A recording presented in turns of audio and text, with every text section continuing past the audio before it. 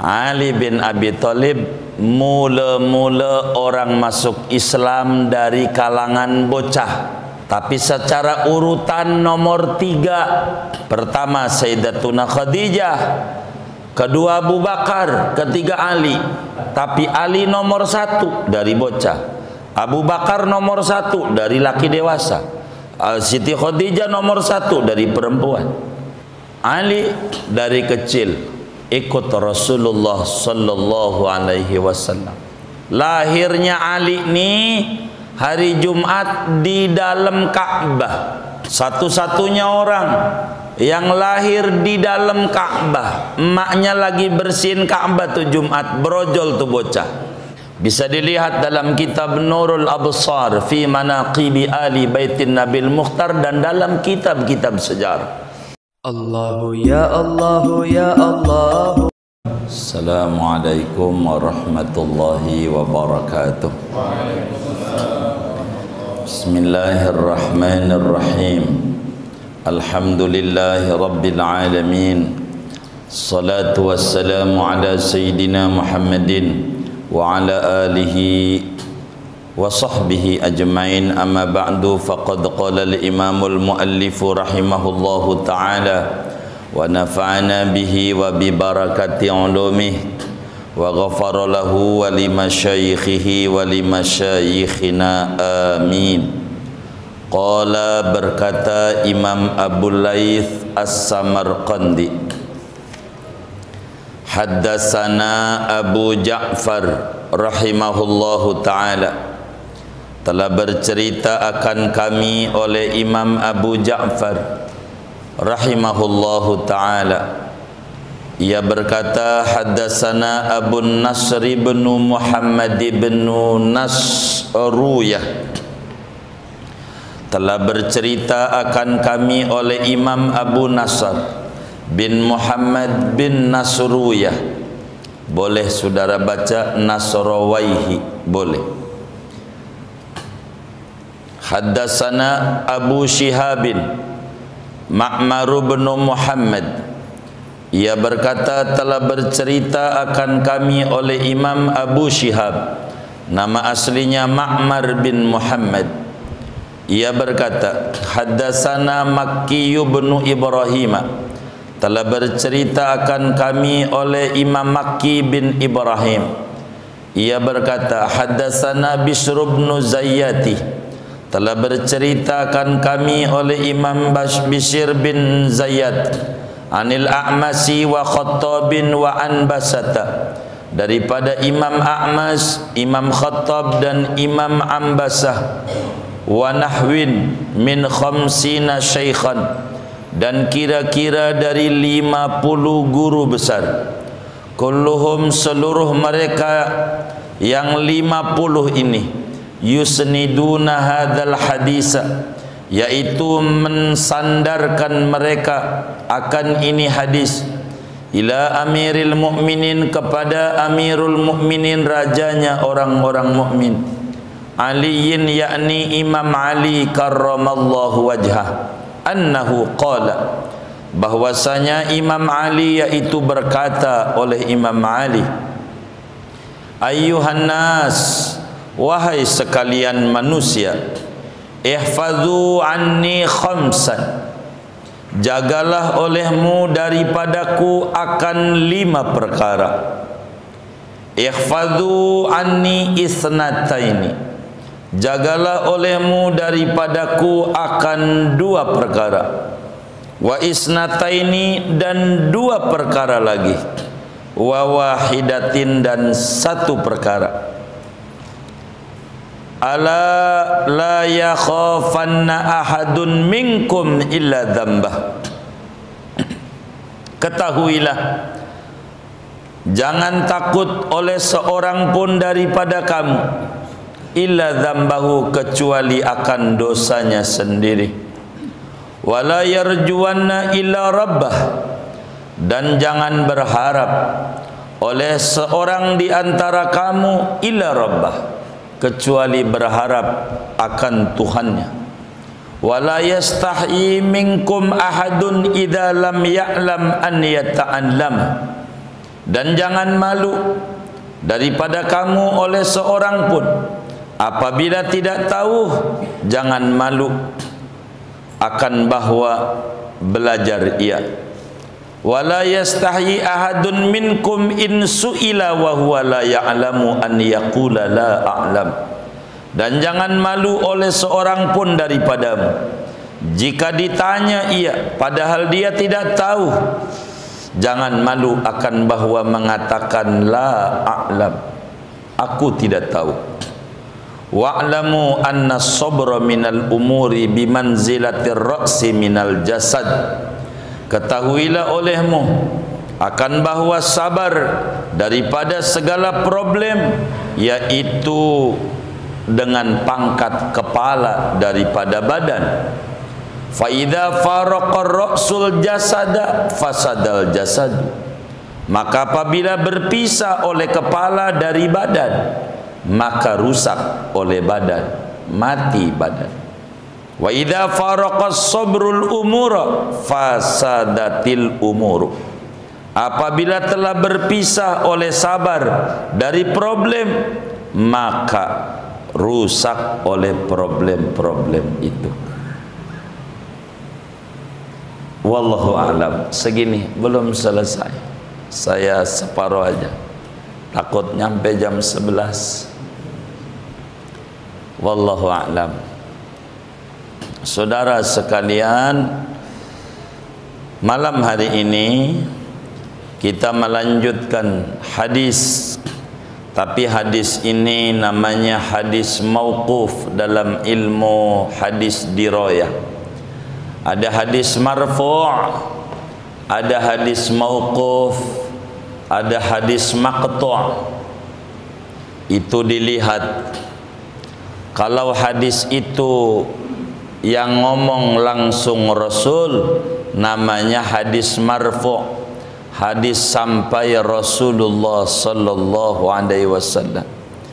Kalau hadis itu yang ngomong sahabat, namanya hadis mauquf, yang ngomong sahabat Nabi.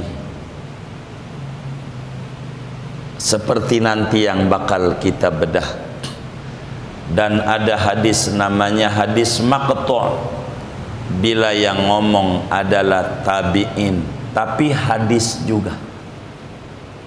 Hadis itu banyak ragamnya dalam ilmu hadis dirayah.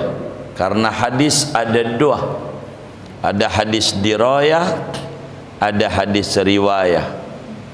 Nah, kita mau tidak mau bersentuhan dengan ini, maka kita malam ini membedah hadis mauquf, bahasa kitanya omongan sahabat Nabi.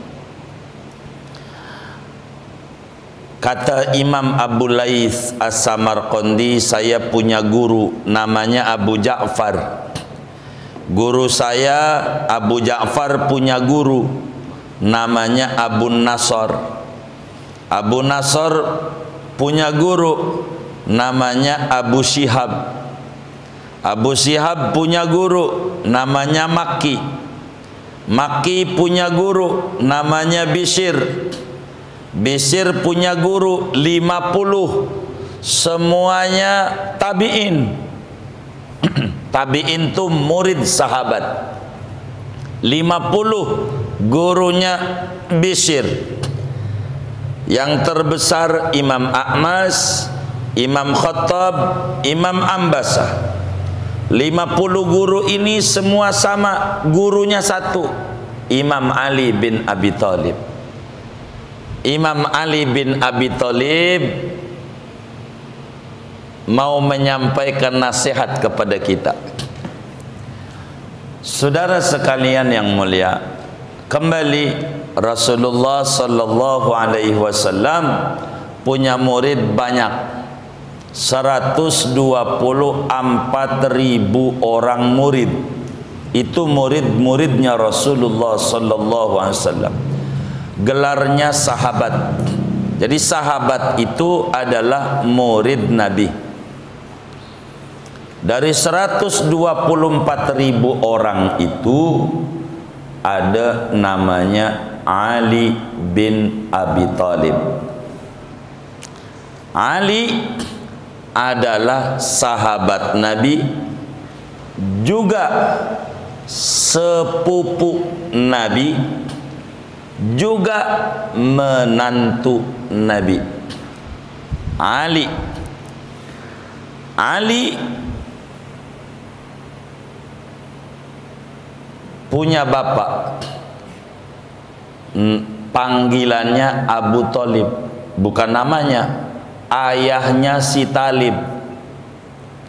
Ayahnya si Talib bukan namanya di KTP-nya, kan biasa begitu. Ayahnya si Talib, anak laki-lakinya yang gede namanya Talib, udah biasa.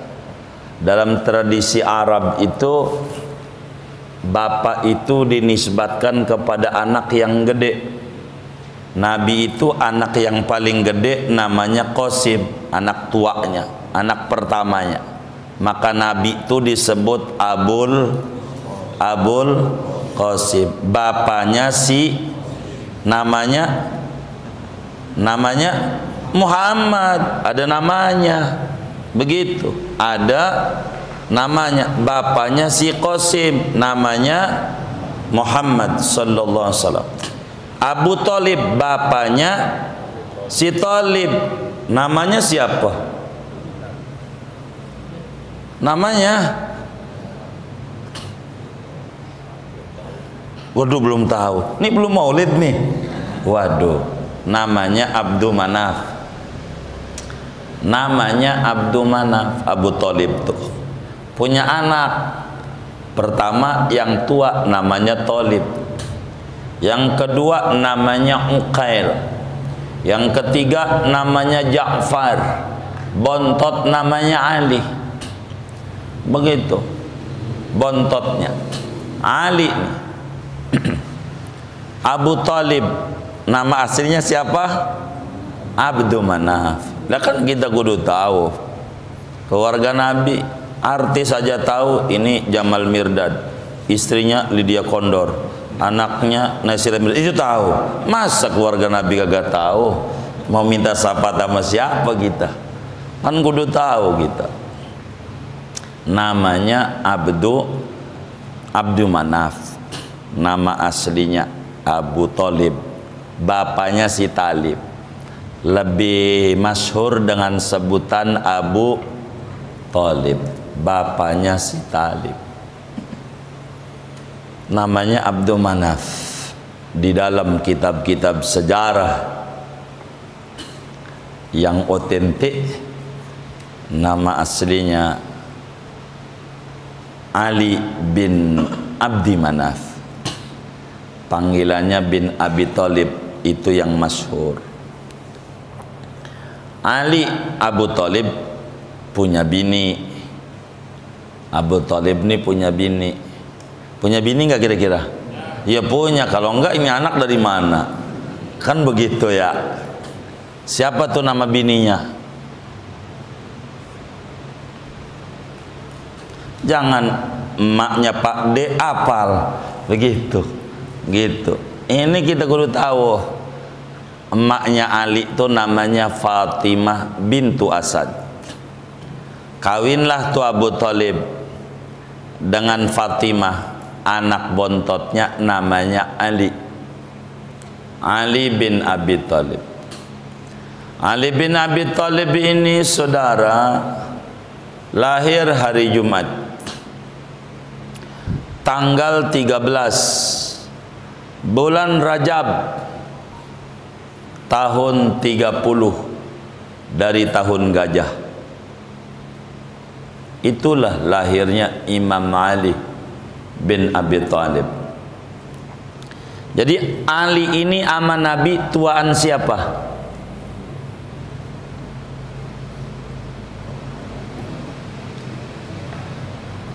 Kalau di Al-Anwar kalau ditanya dipelototin apa dijawab ya? Takut juga saya ini sebetulnya. Ngeri saya. Saya bisa pulang ini.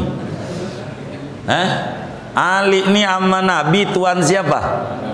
begituan Nabi. Berapa tahun?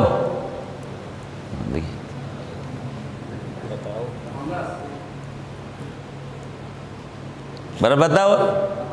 18. Saya ulang, biar diperhatiin. Ali lahir hari Jumat, tanggal 13 bulan Rajab tahun 30 dari tahun gajah.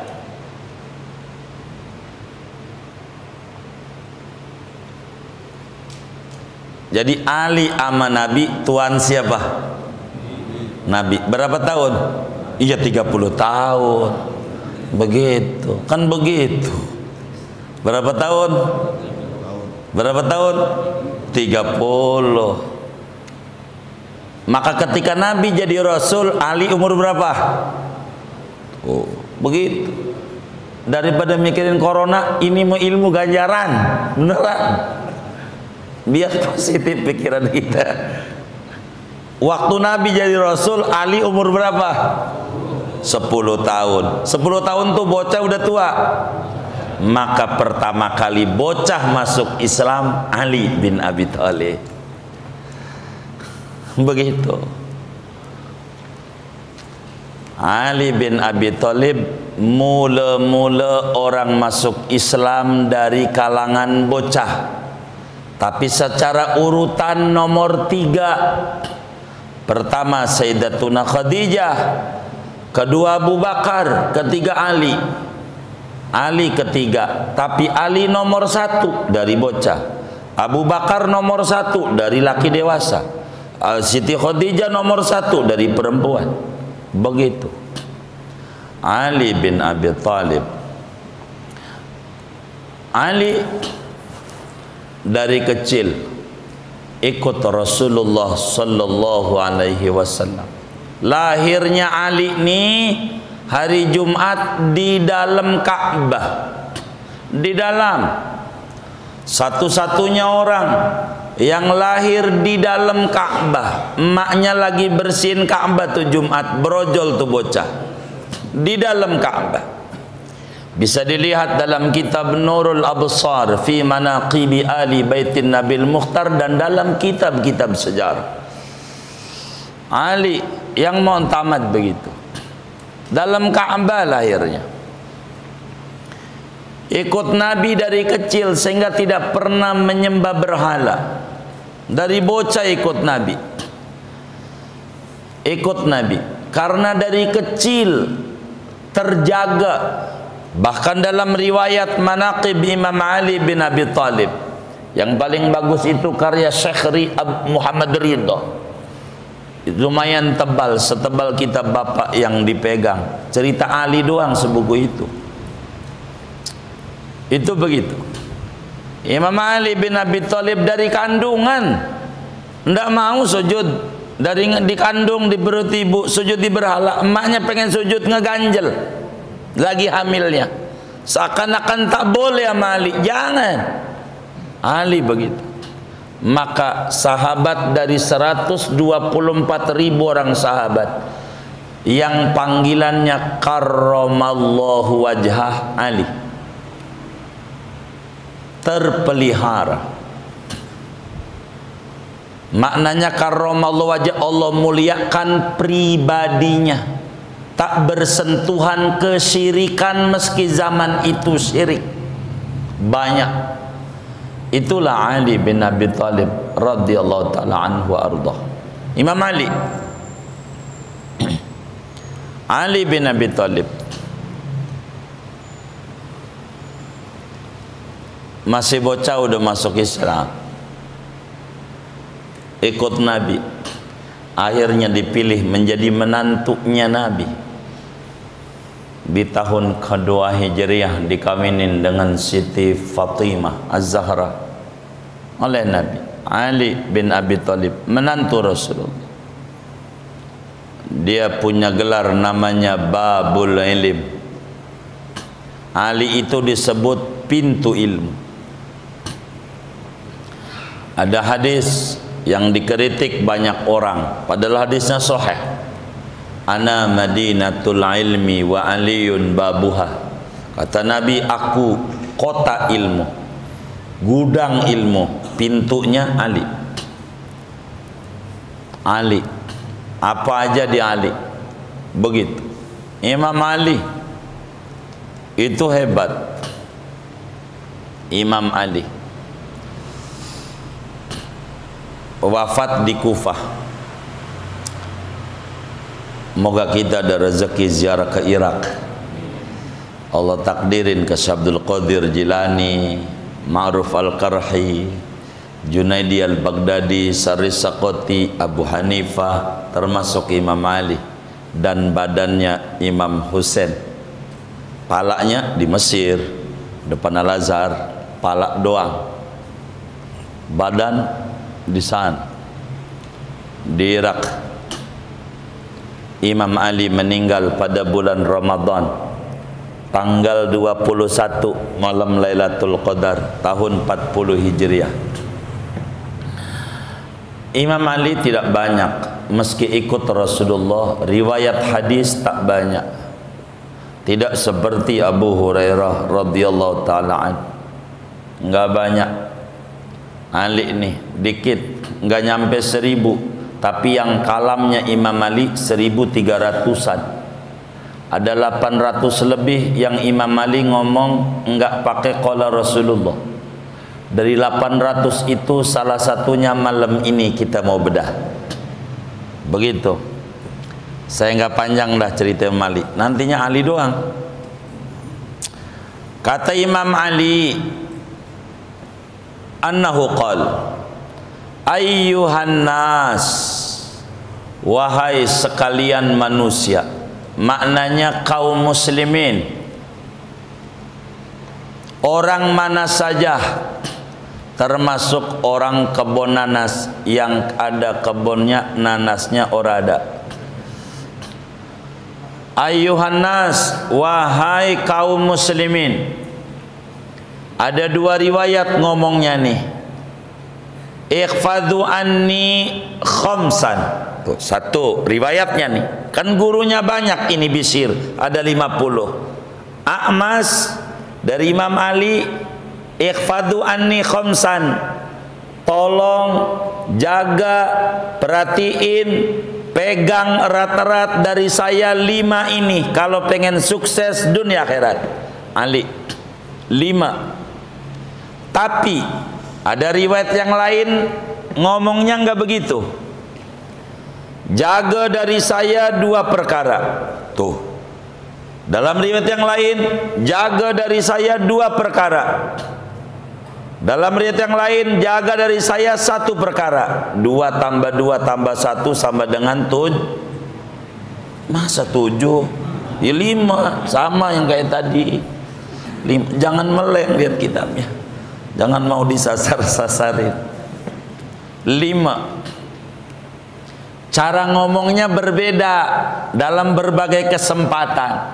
Ada yang langsung 5, ada yang ngomongnya 2, ada ngomong lagi 2 lagi, ada 1, ada yang 2, 2, 1. Itu begitu. Riwayat yang 2 bunyinya begini, kalimatani tajma'ani kulla anwa'it tauhid. Itu begitu. Ada tuh bunyi begitu dari Imam Ali awalannya. Ada 2 kalimat, 2 kata kunci yang menghimpun seluruh macam tauhid. Ini kalau ngomong 2, ini kan langsung 5. 5 aja. Gitu. Biar kita ngambil 5. Ada 5 nih. Kunci bahagia 5. 5. Imam Ali bilang ada 5. Orang yang pengen bahagia hidupnya, pengen seneng, pengen gak susah, walaupun di zaman susah. Kata Imam Ali, ikhfadhu anni khamsan. Jaga nih yang 5. Pegang erat-erat, taruh di otak, taruh di pikiran, taruh di hati. Biar nempel yang 5. Sebab yang 5 ini membuahkan sa'adah abadiyah, kebahagiaan yang abadi. 5. Langsung saja satu. Kata Imam Ali, la yakhafanna ahadun minkum illa dambah. Imam Ali nggak bilang qala Rasulullah, inilah hadis mauquf jadi. Kata Imam Ali, la yakhafanna ahadun minkum illa dambah. Dalam riwayat yang lain di luar Tabil Ghafilin, la yakhafannal abdu illa dambah. Begitu riwayatnya. Ini kan riwayat Abu Lais, ulama dari Uzbekistan. Apa kata Imam Ali? Seorang pun daripada anda jangan takut ama apa saja. Enggak boleh takut. Dalam riwayat yang lain, seorang hamba tidak boleh punya rasa takut ama apa saja. Jangan takut. Dengan istri yang bawel ngomel mulu, jangan takut. Kenapa? Fa inna nasiyatahu biyadillah. Karena jiwa bini ada di genggaman Allah. Jangan takut. Ama anak kita yang bengal, yang agak nurut ama nasihat kita, jangan takut. Fa inna nasiyatahu biyadillah. Jiwa dia pada genggaman Allah. Ama penguasa zalim, jangan takut. Fa inna nasiyatahu biyadillah. Ama Fir'aun tak boleh takut. Fa inna nasiyatahu biyadillah.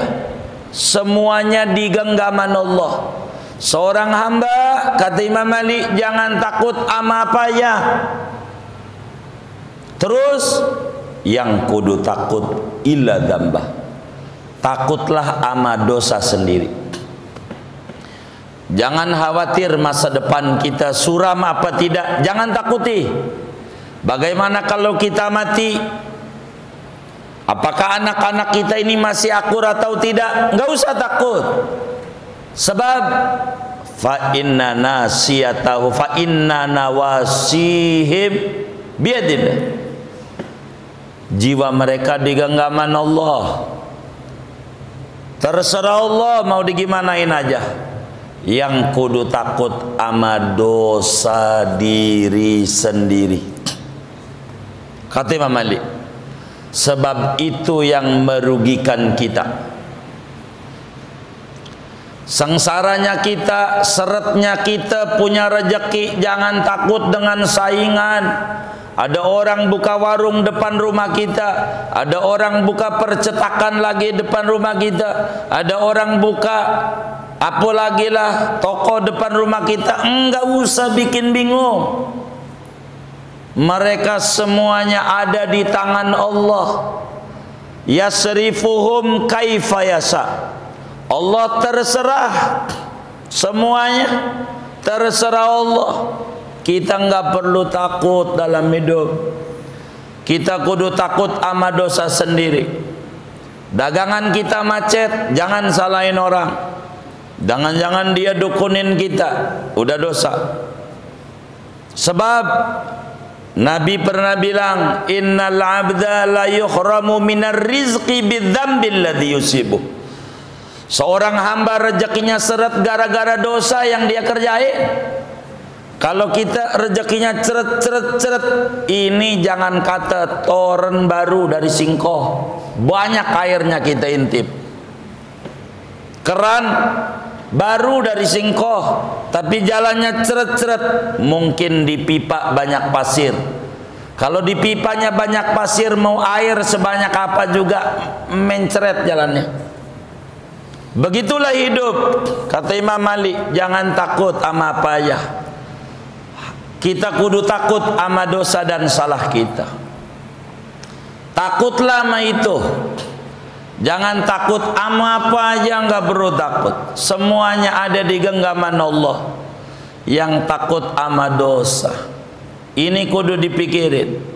Dulu waktu kecil-kecil ngaji Quran, pulang ngambil mangga orang, pikirin tuh, ntar di akhirat bakal dituntut. Pulang dari masjid nuker sendal, alasannya kaki nggak ada matanya, udah dibilang mata kaki, pikirin itu bakal dituntut di akhirat. Karena apa? Dosa kita. Kita nggak boleh takut sama apa aja. Kata Imam Ali, tapi takutlah sama dosa. La yakhafanna ahadun minkum illa dzamba. Jangan takut sama anak bengal, jangan takut.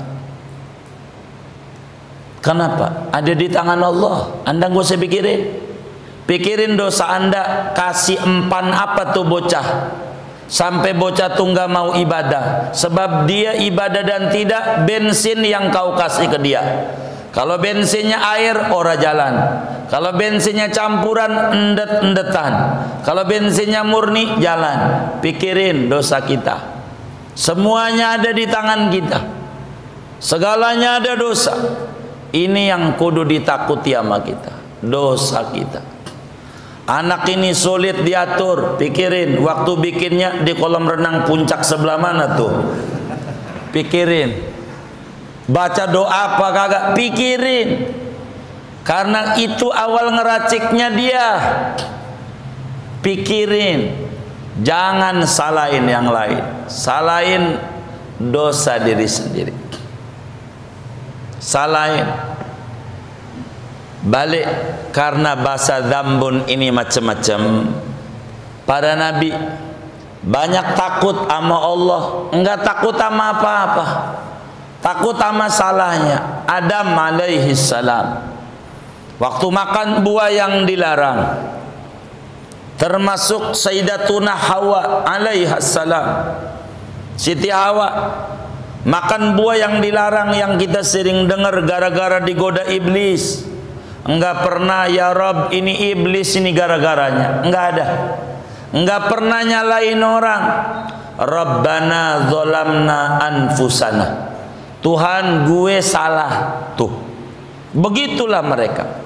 Walaupun iblis yang nyuruh, gue salah. Zolamna anfusana.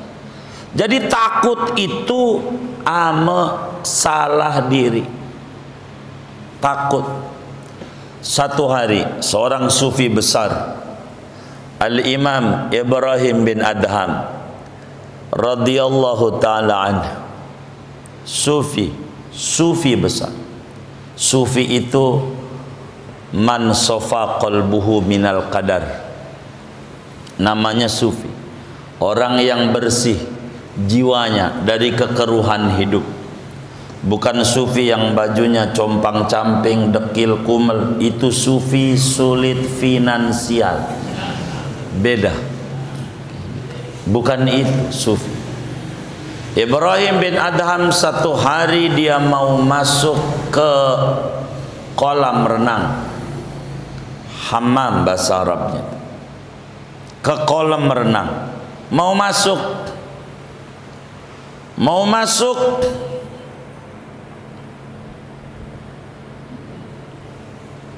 nggak boleh sama security, nggak ada karcis. Pengen masuk, mana karcisnya? Nggak ada.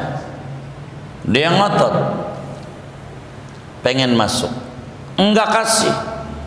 Nangis sang kakek Ibrahim bin Adham radhiyallahu anhu, nangis terseduh-seduh, beliau menangis sampai menarik perhatian banyak orang, termasuk direkturnya dan komisarisnya yang punya. Ada apa ini orang berjenggot putih, pakai jubah, ini kenapa dia nangis? Dia bilang sama security, ada apa ini? Dibilang dia pengen masuk, saya minta karcisnya. Dia nggak mau, nggak ada. Dia maksa masuk, saya larang pak. Udah izinin aja dia mah, begitu. Tapi dia tidak mau, masih nangis. Pas dia udah diam, dia jawab, yang saya tangisi bukan nggak boleh masuk, Lalu apa? Banyak muslim pengen masuk surga gratis, kolam renang aja kudu bayar. Masuk surga gratis. Saya pikirin saya salah, ama Allah masuk surga apa kagak?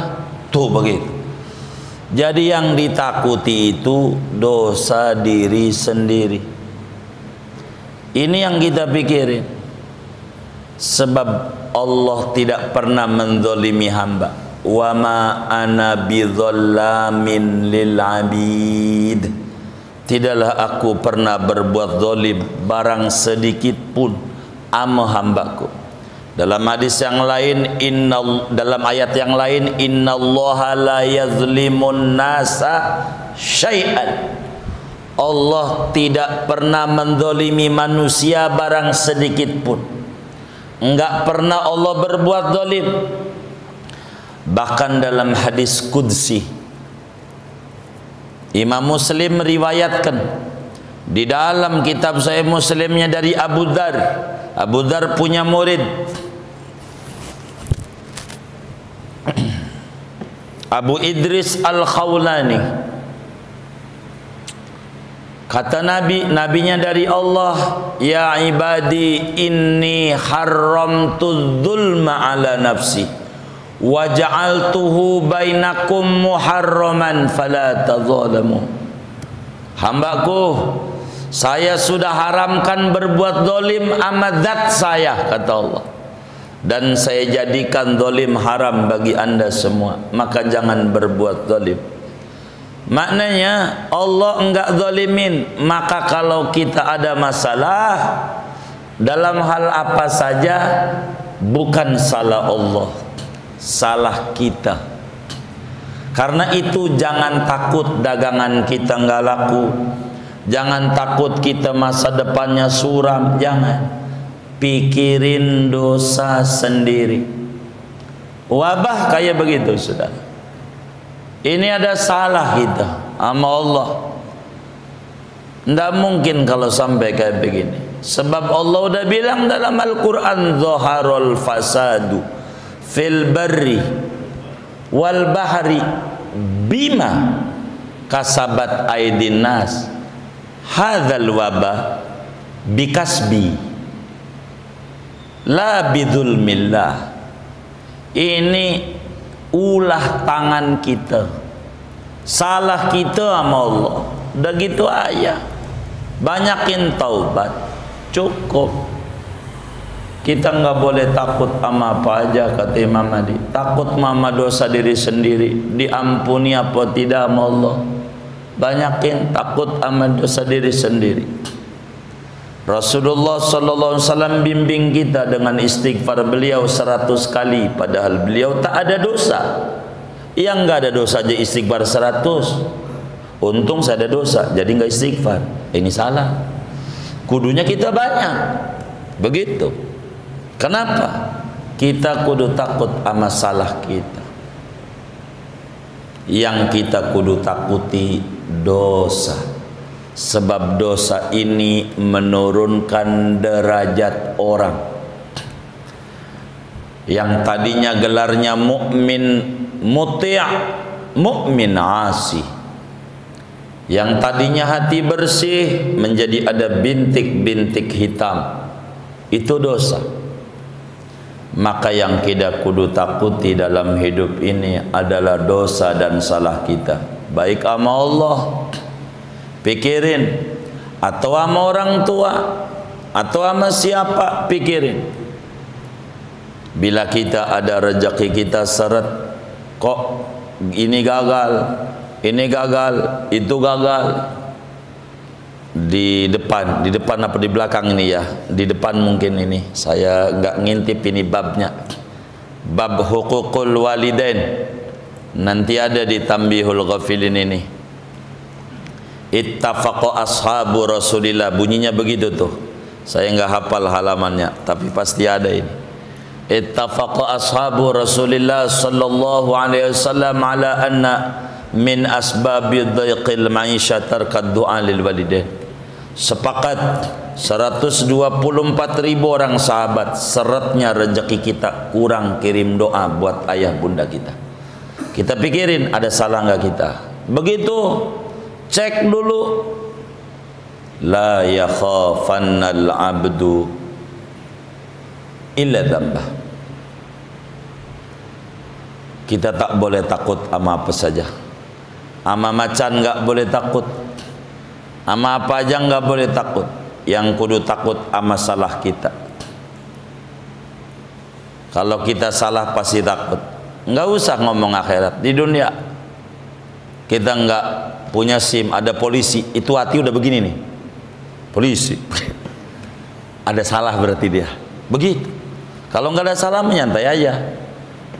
Ada juga yang nyantai salah bukan nggak ada salah, nggak lihat polisi. Pas ditangkap, saya sih salah. Tahu merah, cuman bapak saya kagak lihat. Ini gaya siapa ini yang model begini nih? Nggak bener ini. Nggak bener. Itu satu. Imam Ali bilang begitu. Ingat, taruh di hati. Kita kudu takut sama dosa dan salah kita. Sebab di akhirat kita nggak bakal ditanya salahnya orang lain kayak apa, enggak ditanya. Enggak usah kita banyak mikirin ngomentari ini itu, capek. Dosa diri sendiri aja. Begitu. Enggak bakal ditanya. Hatta ama setan. Kita enggak pernah setan laknatullah alaih. Setan terlaknat, enggak pernah ngomong begitu. Enggak bakalan ditanya di akhirat sama Allah. Kita dihisab lima lam tal'an iblisa muddata hayatika fid dunya. Mengapa anda enggak pernah melaknat iblis selama anda hidup di dunia? Anda bakalan ditanya. Itu urusan iblis, Allah. Tapi yang ditanya dosa dan salah kita. Pikirin itu. Mumpung kita diberi kesempatan hidup. Rahasia Allah, orang banyak wafat dengan wabah, kita masih hidup, masih sehat, masih makan. Bukan untuk menambah bumi yang penuh dengan dosa, tapi untuk berbenah. Diberi kesempatan hari-hari kita supaya berbenah. Sampai rambut kita dari hitam jadi putih, itu maknanya pesan mulia. Sudah waktunya anda meninggalkan dunia hitam. Sudah masuk di dunia putih, mainnya di majelis, masjid, musola, dah begitu. Itu pesan. Doa, wala yarjuwanna illa rabbah. Kata Imam Ali bin Abi Thalib, seorang hamba jangan banyak berharap ama apa aja. Menggantungkan harapan kepada politisi yang kita pilih, kecewa. Menggantungkan harapan kepada teman kita, kecewa. Menggantungkan harapan kepada makhluk, kecewa. Karena itu berharaplah sebagai hamba kepada Allah, sebab Dia pemilik segalanya. Wala yarjuanna ahadun minkum ila rabbah. Kata Imam Ali, bila anda punya roja, punya berharap dalam kehidupan ini, mau mengeluh problem apa aja, ujung-ujungnya mengeluh sama Allah, silahkan nama Allah, ucapkan iyyaka na'bud wa iyyaka nasta'in. Nama Allah.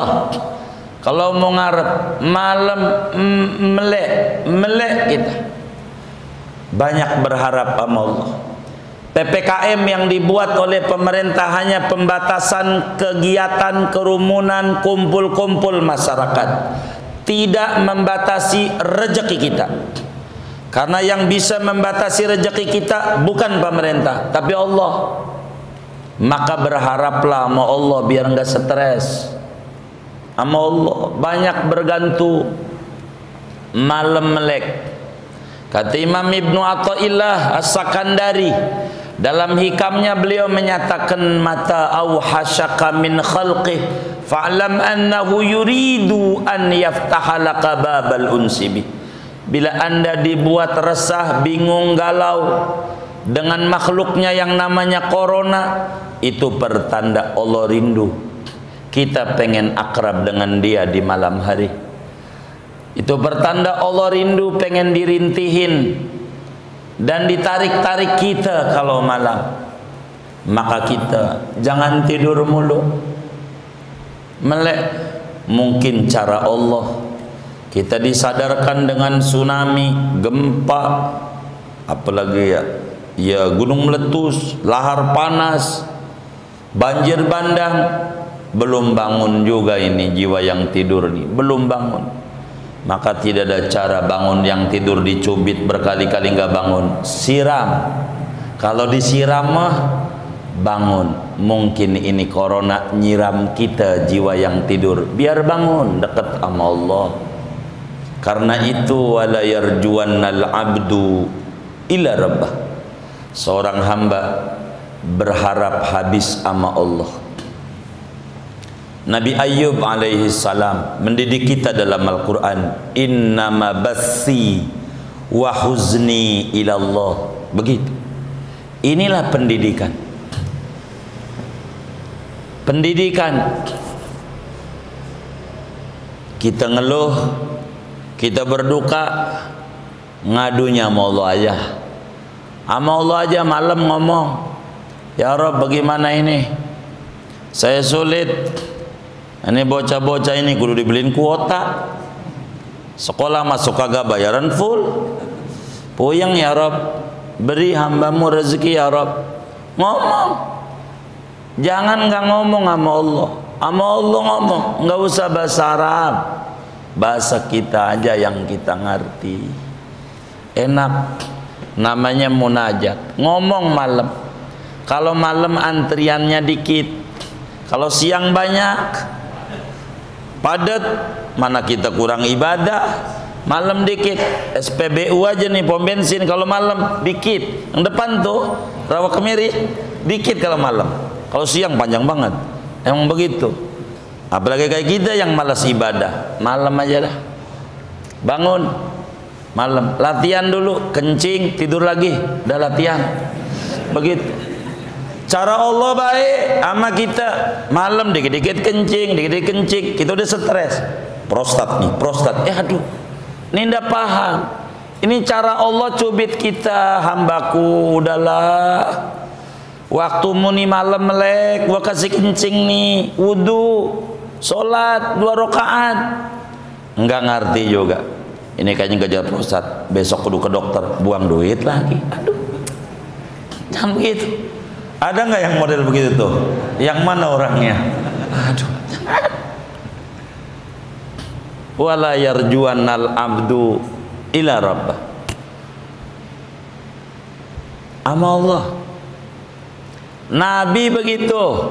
Waktu di Taif, mau kemana? Di Mekah udah diusir. Di Taif ada famili, dipikir disambit pakai batu. Bukan tua, muda, bocah juga nyambitin Nabi, muanya. Duduk di bawah pohon kurma, ngapain? Roja sama Allah, doa. Di dalam sirah Ibnu Hisam ditulis nih doa.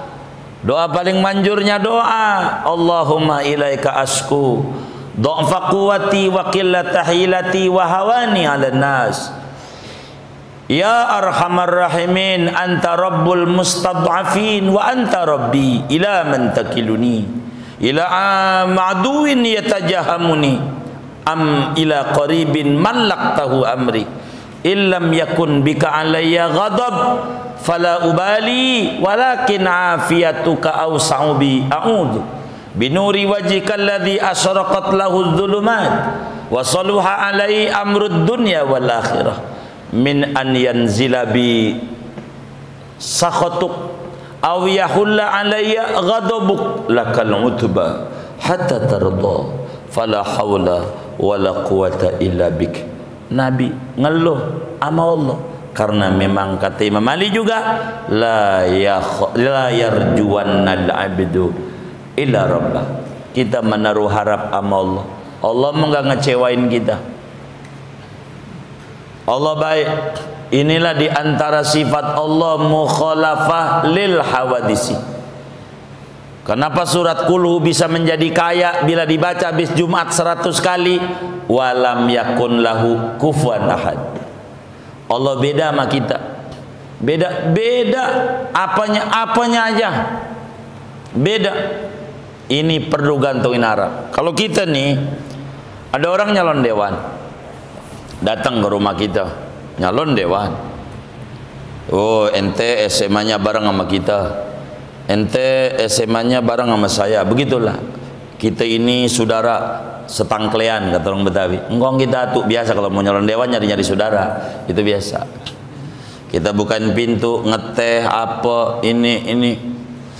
Sekarang udah jadi dewan. Boro bagi duit sama kita. Kita panggil kagak nengok.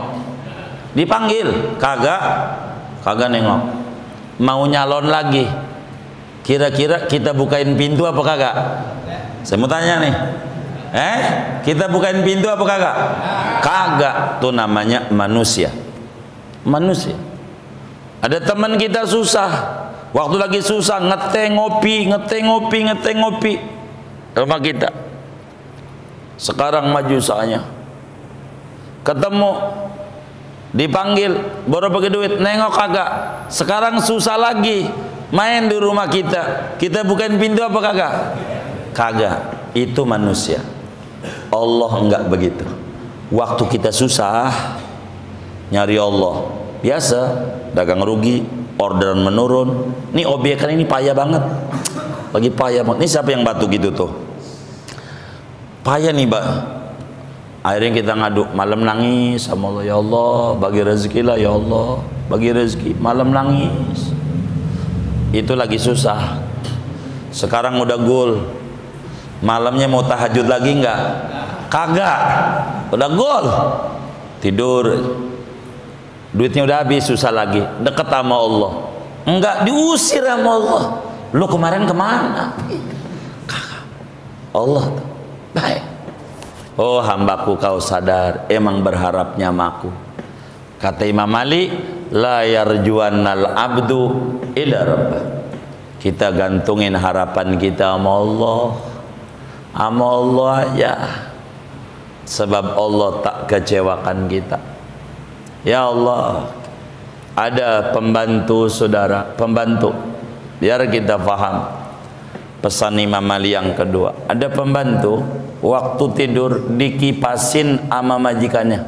Ini tidur, kipasin. Lagi tidur,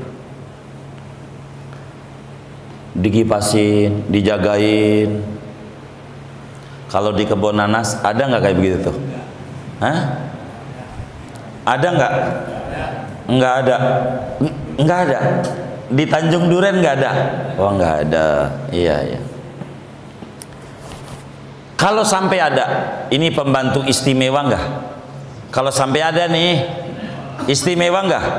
Istimewa. Kudunya ama majikan hormat apa enggak? Hormat. Kudunya nurut nggak sama majikan begini nih? Nurut. Tidurnya dikipasi. Itu ada orangnya kita. Kita orang ini tidur saudara. Bini kita yang katanya sayang sama kita, sehidup semati, bohong. Kita tidur, bini kita jagain kita nggak? Kagak. Ngapain? Tidur, ngorok juga. Lalu kuping kita yang terbuka, semut enggak masuk. Siapa yang jaga? Siapa yang jaga? Allah. Mulut kita nganga, ngorok, ngiler, kecoa enggak masuk. Siapa yang jaga? Allah. Itu kita pembantu istimewa di mata Allah.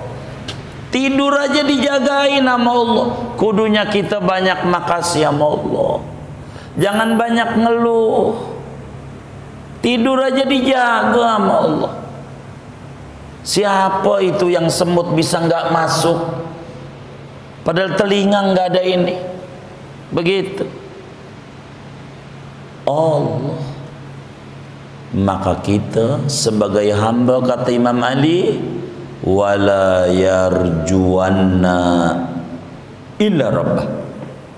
Sebagai hamba banyak berharap kepada Allah, kepada Allah. Satu hari Rasulullah sallallahu alaihi wasallam didatengin sahabatnya dengan muka raut yang kusut, rambut acak-acakan, udah keciri, nih orang lagi susah. Dia ngadu, Nabi, saya ini bingung. Bingung apa? Kata Nabi, ini kayaknya dunia banget dah musuhan sama saya. Musuhan banget, nggak mau dekat sama saya. Obyekan gagal mulu. Berapa kali tender kagak masuk. Udah rapat kesana kemari kongres, jadi kongkok ora beres kongres. Ini bagaimana ini Nabi? Nabi pembisnis ulung. Apa kata Nabi? Ente kayaknya enggak baca tasbihnya malaikat. 100 lah baca. Kapan Nabi? Menjelang sholat subuh. Kalau enggak bisa ya sholat subuh. Yang bagaimana? Subhanallah wa bihamdihi subhanallahil azim astagfirullah. Ente baca. Nabi pembisnis ulung. Dia bingung, bisnisnya gagal. Enggak ngajarin tip bisnis. Bagaimana kiat-kiat? Karena yang didandani mindset, pikiran, kolbunya dia kurang banyak berharap sama Allah. Maka didandani mindset itu. Dia bacalah zikir itu. Tidak berapa lama usahanya pesat maju lagi, sampai dia bisa berbagi kepada handai taulannya. Dia bilang, Nabi, sekarang dunia udah baik banget sama saya, apa aja jadi. Itulah orangnya, namanya Abdurrahman bin Auf. Kenapa? Diajarin. Karena memang kita harus berharap penuh sama Allah, jangan setengah-setengah. Allah aja. Kalau kita berharap sama Allah nggak bingung. Corona begini saudara, bukan kita doang yang kena dampaknya. Jujur aja, ayam aja kena dampaknya. Ayam sama, tapi belum pernah kita dengar ayam mengeluh. Ayam, padahal anaknya banyak, 8, kecil-kecil. Ayam 8. Kalau mau stres juga stresan dia. Lakinya si boy kagak open sama dia, malah nyari babon-babon lain. Mikirin anak 8. Kontrakan gak punya, kos-kosan gak punya, kantor gak punya. Ayam, kantor gak punya, enggak, ijazah gak punya, tapi dia berharap penuh sama Allah. Bisa gedein anaknya yang 8, bisa jadi babon-babon lagi. Itu nggak ada akalnya. Hadir di majelis juga kagak. Maka kita yang ada akal, orang majelis, berharap penuh sama Allah, jangan kalah sama ayam. Bergantung sama Allah. Harapan kami jangan ngangguk-ngangguk di majelis doang, rada tenang di majelis, keluar puyeng lagi. Jangan begitu. Ini baterai dicas, lowbat ini. Jangan sampai begitu. Kita kudu tenang. Masa kita kalah sama ayam? Ayam aja tenang. Ada Allah. Toh susah-susah kayak begini masih makan kita dah. Alhamdulillah. Ragu-ragu juga. Wasilah corona dengan setahun lebih masih dikasih makan sama Allah. Kurang yakin. Ngeluh melulu. Apalagi kalau kita berharap penuh sesuai pesan Imam Ali, wala yarjuannal illa rabbah. Ketiga, wala yastahyi minkum ahadun idza lam ya'lam an yata'allam. Kata Imam Ali, pesannya jangan malu. Kalau kita kagak tahu kudu ngaji. Jangan malu ngaji. Kalau kita kagak tahu ngaji. Jangan ngomong gua kagak ngerti. Udah nggak ngerti nggak apa-apa, yang penting duduk. Jiping nggak apa-apa, jiping. Apa jiping tuh? Ngaji nguping. Dia punya adik namanya Jider, ngaji nyender.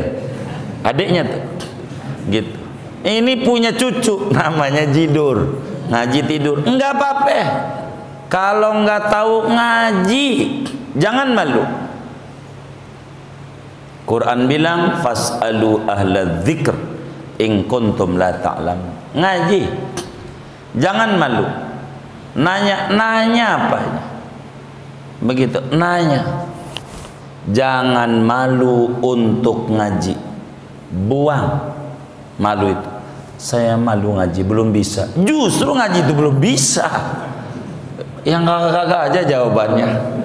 Jangan. Begitu, jangan malu ngaji, jangan malu ngaji. Sebab ngaji itu akan lulus kalau diuji.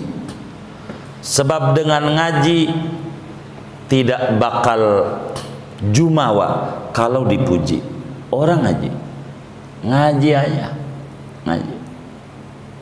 Jangan malu untuk ngaji. Kalau kita kagak tahu, ngaji. Banyak keuntungannya bagi orang ngaji. Pohon-pohon pada banyak beristighfar, mintain ampun orang yang duduk di majlis. Itu pohon di gunung-gunung.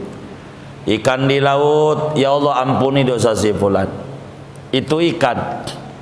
Sampai ada yang nanya, kok bisa begitu? Sebab pohon girang sama orang ngaji, enggak bakalan nebang pohon sembarangan, yang bakal menjadi longsor dan merusak ekosistem.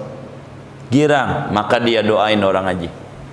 Ikan di laut, enggak bakalan dia pakai bom molotov yang merusak biota laut. Orang ngaji, ada ilmunya. Maka kata Imam Malik, jangan malu ngaji. Jangan malu. Ngaji aja kalau nggak tahu.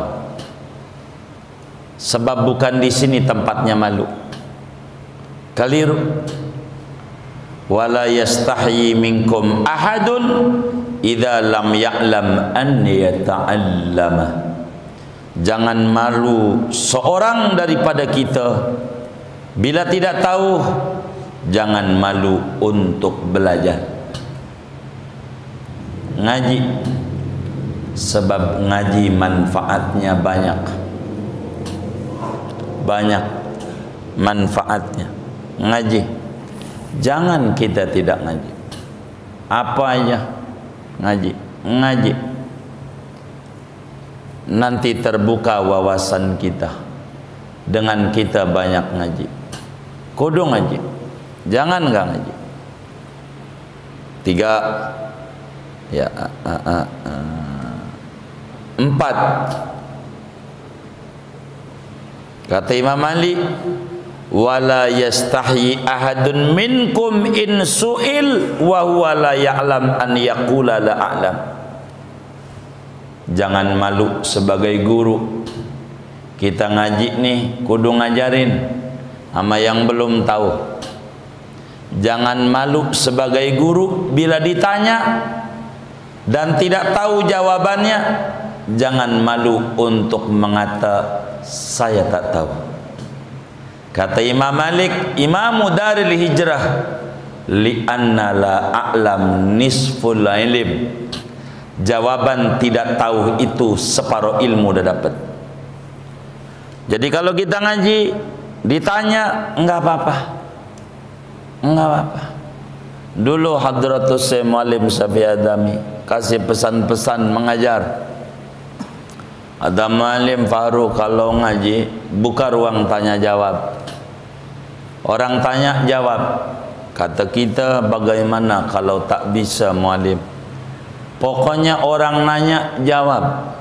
Kalau nggak bisa jawab. Saya tanya jawabannya bagaimana? Bilang jawabannya saya ndak bisa. Entar ditanya lagi sama yang bisa. Begitu pesan beliau, dan itu dilakukan.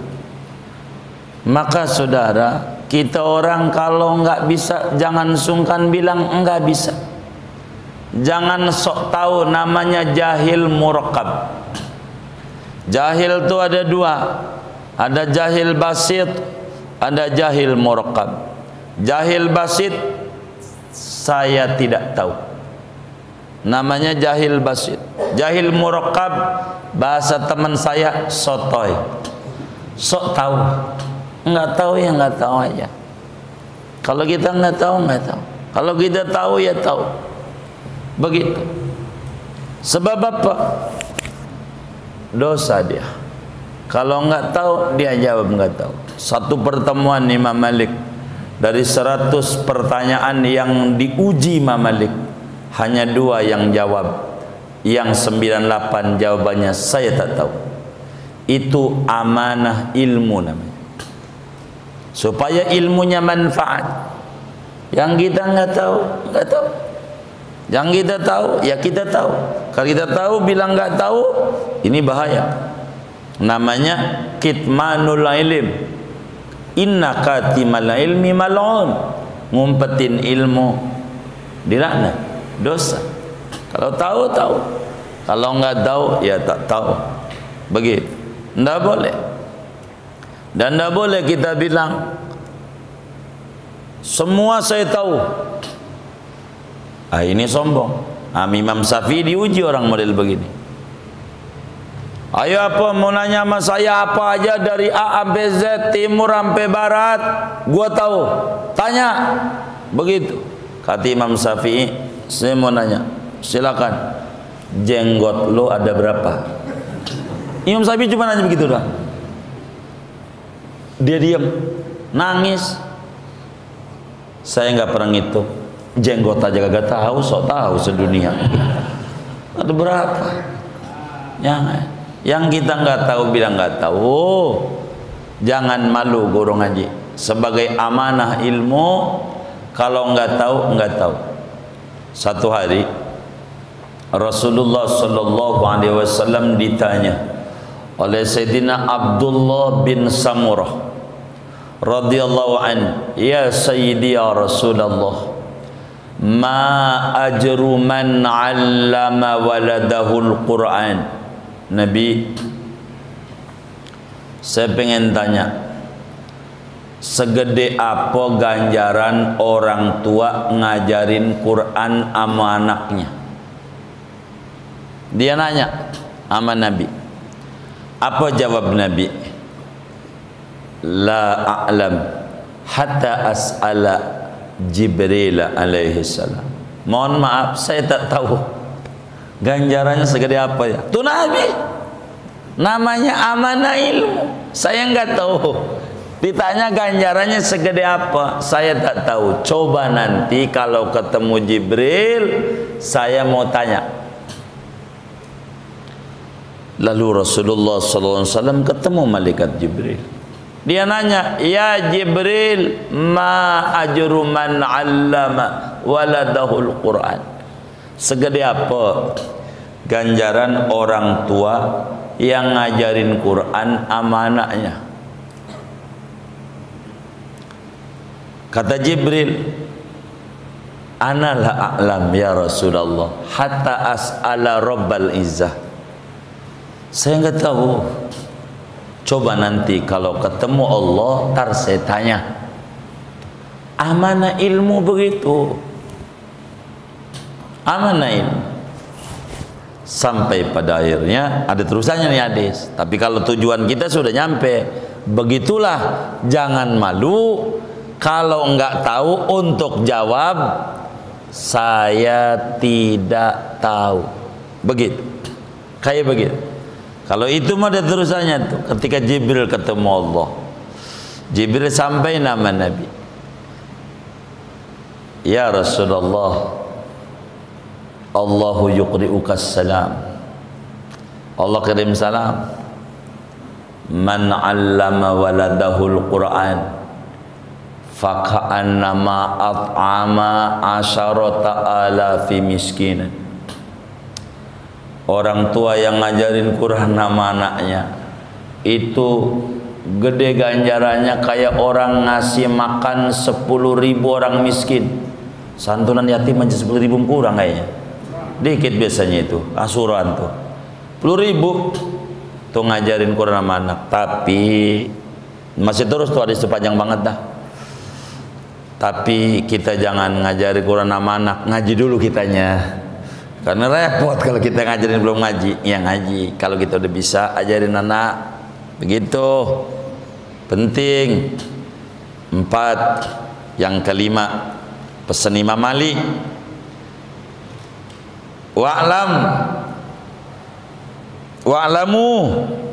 ya. Wa'lamu, kata Imam Malik, ketahuilah olehmu, anna sabra minal umur bimanzilatir ra'si minal jasad. Inilah tujuan bab. Udah lewat 5 menit nih, bingung juga sama saya. Kata Imam Malik, ketahui sabar menghadapi cobaan hidup, problem hidup. Sabar itu kalau mau digambar biar mudah dicerna, kayak pala bagi orang. Sabar itu kepala. Kalau orang, faida faraqar ra'su al jasad fasadal jasad. Bila pala pisah dengan badan, mati. Begitu orang, bila rasa sabarnya udah hilang, mati. Pusing dia, problem bakal numpuk. Maka dengan judul bab, kita kudu sabar menghadapi cobaan hidup. Kita harus sadar, inna hadhihi dunya darul bala. Dunia ini negeri ujian. Emang begitu. Beres satu, datang lagi satu lagi, itu udah biasa. Dunia enggak bakal sepi dari problem. Namanya dunia. Dunia itu negeri problem. Maka kata kuncinya di dunia tidak lebih sabar. Sabar ini harus kita pegang. Kata Imam Malik, bila orang tak ada sabar, sulit. Hidup berproses, sukses bagian Allah. Bersabar dalam menghadapi proses. Jangan pengen buru-buru, semuanya ada waktunya. Enggak ada bayi lahir langsung lari. Andai ada, tuyul namanya, tuyul. Biasa hidup, sabar, pelan-pelan dalam hidup. Kita kudu sabar. Dunia negeri problem.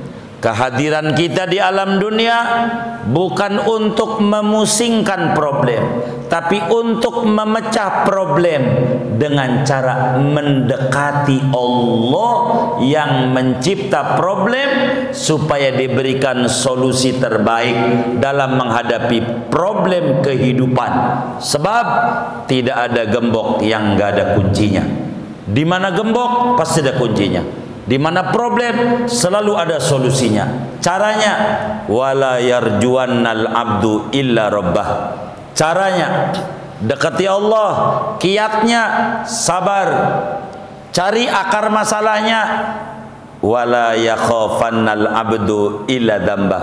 Mesti ada yang salah pada kita. Cek. Jangan langsung nyalain Allah.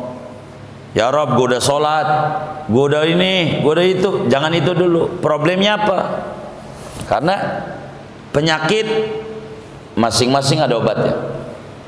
Kalau kita keseleo, wirid baca Yasin 40 kali, sembuh nggak? Caranya urut. Ini namanya cara. Tergantung masalah menimpa kita. Ada salah apa kita? Kalau ada salah, repot. Maka kita di dunia ini kudu sabar. Selama hidup sabar, kudu sabar. Nggak ada lagi, sabar. Kesenangan dunia itu sebentar. Isinya semuanya problem semua. Dunia. Orang nikah, dikata dengan nikah senang, ajak ngobrol yang udah nikah, mumet dia. Belum punya anak, dia nangis pengen punya anak. Ajak ngobrol punya anak, dia puyeng. Begitu. Emang dunia tempat puyeng, tempat puyeng. Kalau ada senang, alhamdulillah.